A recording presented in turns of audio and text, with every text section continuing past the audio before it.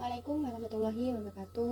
Kembali lagi bersama saya Devi Juliani dengan NIM 2011. Saya dari Prodi D3 Administrasi Keuangan Universitas Jember. Nah, pada video kali ini saya akan membahas terkait akuntansi, transaksi istiqnah dan juga istiqnah paralel mata kuliah akuntansi perbankan syariah. Pada materi hari ini saya akan membahas terkait 4 hal. Yang pertama ada definisi dan juga penggunaan dari istiqnah dan istiqnah paralel. Kemudian ada ketentuan syar'i, rukun transaksi dan juga pengawasan syariah dari transaksi istiqnah dan juga istiqnah paralel. Kemudian yang ketiga ada alur transaksi dari istiqnah dan juga istiqnah paralel. Dan kemudian terakhir ada cakupan standar akuntansi istiqnah paralel.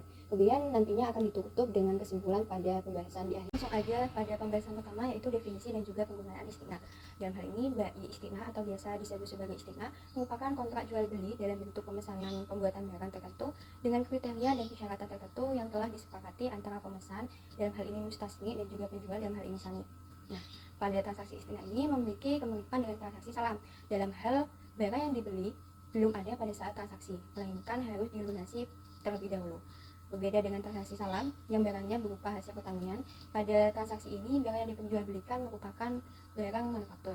Adapun dalam hal pembayaran, transaksi ini dapat dilakukan pada saat dibuka, cicilan, ataupun ditangguhkan sampai pada waktu masa yang akan datang. Kemudian selanjutnya ada ketentuan syar'i dan juga rukun transaksi istiqnah dan juga istiqnah paralel. Yang pertama ada ketentuan syar'i, di mana ketentuan syar'i ini pada transaksi istiqnah ini diatur dalam fatwa DSN atau Dewan Syariah Nasional nomor 6/DSN MUI nomor 4 tahun 2000 tentang jual beli istiqnah, di mana fatwa tersebut ini mengatur tentang ketentuan pembayaran dan juga ketentuan barang. Oleh karena istiqnah ini mirip dengan transaksi salam, maka beberapa ketentuan salam juga berlaku pada transaksi. Kemudian yang kedua ada rukun transaksi istiqnah, di mana rukun ini meliputi 3 hal, yaitu transaktor, yakni pembeli dan juga penjual, yang disyaratkan memiliki kompetensi berupa ahli balik dan kemampuan memilih yang optimal seperti tidak gila, tidak sedang dipaksa, dan lain-lain yang sejenis. Kemudian yang kedua ada objek akad, meliputi barang dan juga harga barang istiqnah, di mana Dewan Syariah Nasional dalam fatwanya menyatakan bahwa ada beberapa ketentuan yang harus dipenuhi terkait dengan barang istiqnah, yakni harus jelas spesifikasinya, penyerahannya dilakukan kemudian, waktu dan tempat penyerahan barang harus ditetapkan berdasarkan kesepakatan, pembeli tidak boleh menjual barang sebelum menerimanya, tidak boleh menukar barang kecuali dengan barang sejenis sesuai kesepakatan, memerlukan proses pembuatan setelah akan disepakati, kemudian terakhir barang yang diserahkan harus sesuai dengan spesifikasi pemesan, bukan barang massal. Kemudian untuk ketentuan harga barang, pesanan ini tidak dapat berubah selama jangka waktu akad. Kemudian yang ketiga ada ijab kabul, di mana yang menunjukkan pernyataan kehendak jual beli istiqnah kedua belah pihak. Nah, ijab dan kabul istiqnah ini merupakan pernyataan dari kedua belah pihak yang berkontrak dengan cara penawaran dari penjual dan penerimaan yang dinyatakan oleh pembeli. Menurut PSAK nomor 104 paragraf 12, pada dasarnya istiqnah ini tidak dapat dibatalkan kecuali memenuhi kondisi. Yang pertama, kedua belah pihak setuju untuk menghentikannya. Kemudian yang kedua, akad batal demi hukum karena timbul kondisi hukum yang dapat menghalangi pelaksanaan atas penyelesaian akad. Kemudian selanjutnya yang ketiga ada rukun transaksi istiqnah paralel. Berdasarkan fatwa Dewan Syariah Nasional nomor 6 tahun 2000 disebutkan bahwa akad istiqnah kedua antara bank sebagai pembeli dengan petani sebagai penjual harus dilakukan terpisah dari akad pertama. Adapun akad kedua baru dilakukan setelah akad pertama sah. Rukun-rukun yang terdapat pada akad istiqnah pertama juga berlaku pada akad istiqnah kedua. Kita akan membahas terkait pengawasan syariah pada transaksi istiqnah dan juga istiqnah paralel. Nah, untuk memastikan bahwa kesesuaian syariah terhadap praktik jual beli istiqnah dan istiqnah paralel, Dewan Pengawas Syariah ini biasanya melakukan pengawasan syariah secara periodik. Berdasarkan pedoman yang telah ditetapkan oleh Bank Indonesia, pengawasan tersebut dilakukan untuk yang pertama itu ada barang, yakni memastikan barang yang diperjualbelikan tidak diharamkan oleh syariah Islam.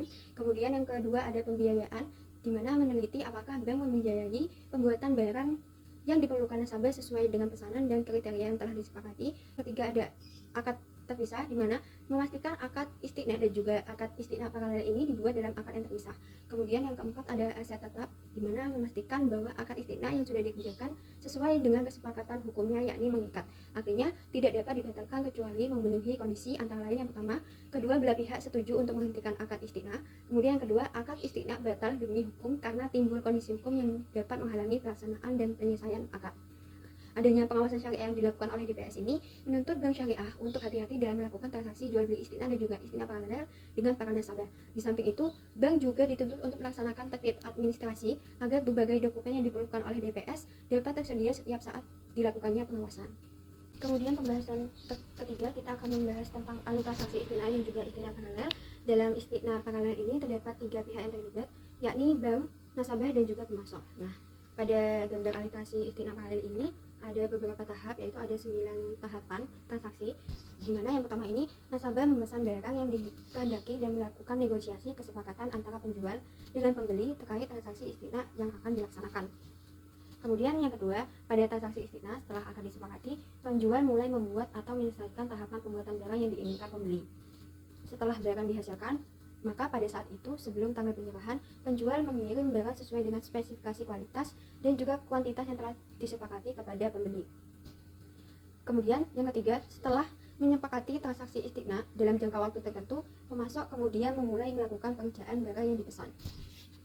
Kemudian yang keempat, selama mengerjakan barang yang dipesan, pemasok melakukan tagihan kepada bank syariah senilai tingkat penyelesaian barang pesanan. Kemudian yang kelima, bank syariah melakukan pembayaran kepada pembuat barang sebesar nilai yang ditagihkan. Kemudian yang keenam, bank syariah melakukan tagihan kepada nasabah pembeli berdasarkan tingkat penyelesaian barang. Kemudian yang ketujuh, pemasok menyerahkan barang kepada nasabah pembeli.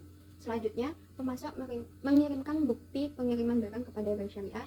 Kemudian yang terakhir, yang kesembilan, nasabah melunasi pembayaran barang istiqna sesuai dengan akad yang telah disepakati. Kemudian pembahasan yang terakhir ada cakupan standar akuntansi, di mana akuntansi istiqna ini diatur dalam Pernyataan Standar Akuntansi Keuangan atau yang biasa disingkat sebagai PSAK nomor 104 tentang istiqna, di mana terkait dengan pengakuan dan pengukuran transaksi.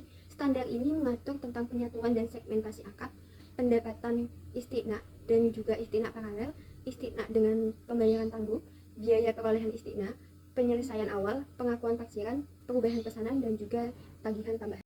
Kemudian kesimpulan yang bisa saya ambil dari pembahasan yang sudah saya katakan sebelumnya, di mana transaksi istiqna ini merupakan akad jual beli berdasarkan pesanan, di mana barang yang dipesan belum ada dan akan diproduksi atau dibuat sesuai dengan spesifikasi yang disepakati antara penjual dan pembeli. Akuntansi untuk transaksi ini mencatat pendapatan saat barang telah selesai diproduksi dan juga saat diserahkan. Kemudian untuk istiqna paralel ini adalah transaksi di mana penjual dalam akad istiqna pertama melakukan akad istiqna lain dengan pihak ketiga untuk memproduksi barang yang sama. Dalam akuntansi, kedua transaksi ini diperlakukan terpisah dan pendapatan serta biaya dari kedua transaksi diakui secara independen berdasarkan tahap.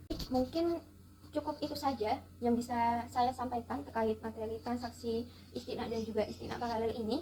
Apabila saya ada salah kata mohon dimaafkan, dan saya juga mengucapkan banyak-banyak terima kasih pada orang yang sudah menonton video pembahasan kali ini, dan see you next time pada video pembahasan saya berikutnya. Wassalamualaikum warahmatullahi wabarakatuh.